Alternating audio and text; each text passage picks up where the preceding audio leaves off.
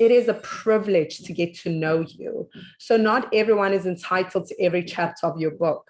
Some people you'll show a page to, other people you'll show the whole book to, but not everyone is entitled to the depth of your stories, to the depth of your knowledge, and to the depth of your experience.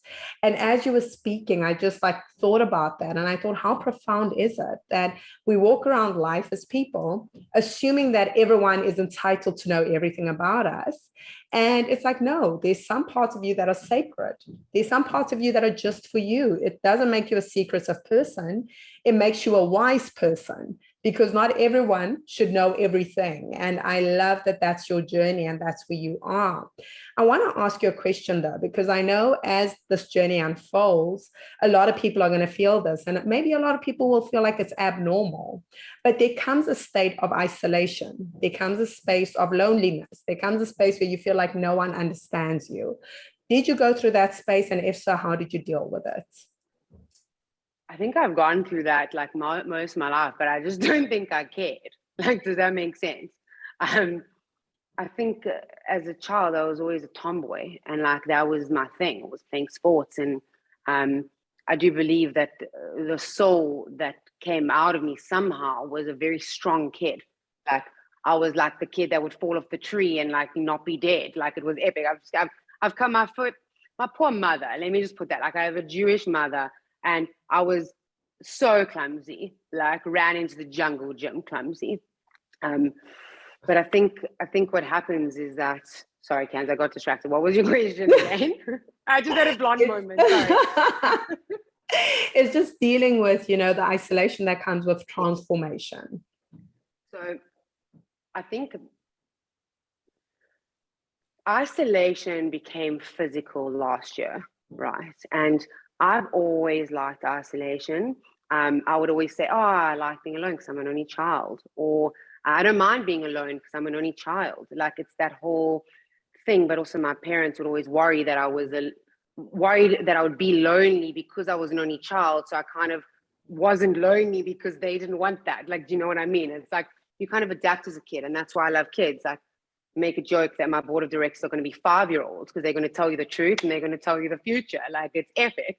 But the loneliness comes within self. No one will ever know the depths of loneliness that I've felt or I've been through.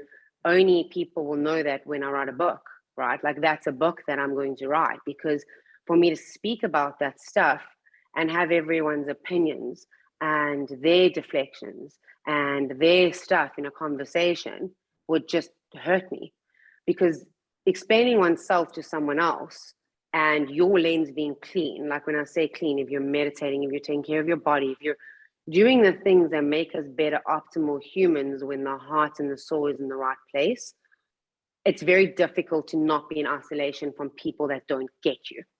So I would rather be isolated, but for like a week, like I'm sick, I'm working, I got to Cape Town. Like obviously it looked very different in my mind. I was going to get to Cape Town, I was going to go on promenade walks, but then I got sick. Oh, wow, I'm a human. Like, yeah, it was that, but I got here, right? Even though I remember in the lounge, I was eating like 50 carrot balls. I'm like, come on, immune system. Like, it was like a disaster.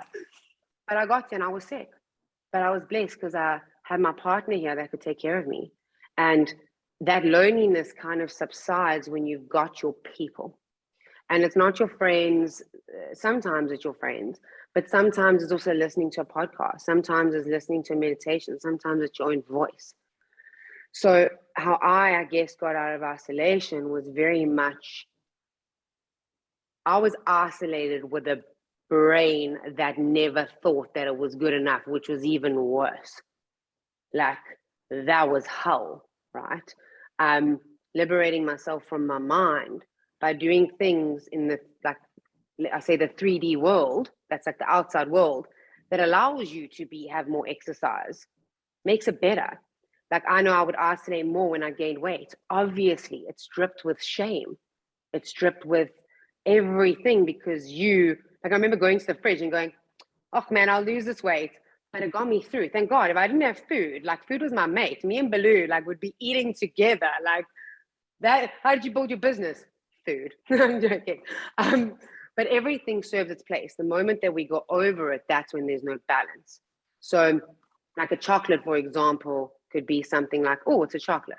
Or it could be a shameful piece of something that as you eat, you derail the whole day. You can't stop thinking about the chocolate, and your mind is literally becoming the biggest demon you can ever have. So if you're going to isolate and you're not going to be understood, make sure that you understand yourself.